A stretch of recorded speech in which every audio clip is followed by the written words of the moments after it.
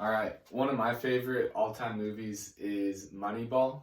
It's about the Oakland A's baseball team in the early 2000s and how they kind of shifted the way that people view baseball and people view sports in general.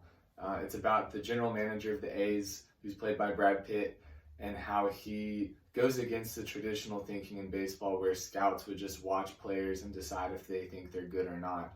Um, but he decides to start using statistics and mathematics to predict how well a team will do based on, um, again, their stats as opposed to how they just look. And so he hires this Yale graduate who's played by Jonah Hill, and he's real funny.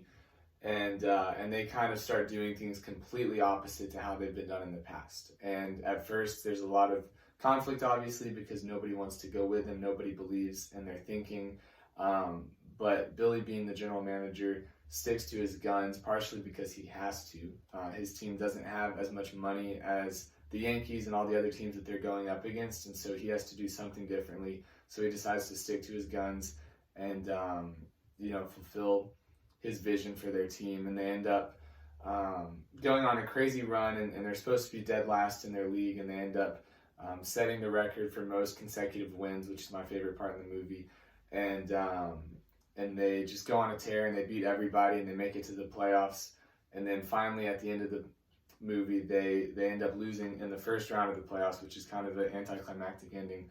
But it still goes to show that they were able to go toe to toe with anybody else in the league, despite having by far the worst setup possible. They weren't supposed to be good at all, and his different way of thinking allowed them to be good. And so it makes the movie really fun to watch. It's a good, feel-good story. It kind of makes you think, and if you like sports, it's definitely a great movie to watch.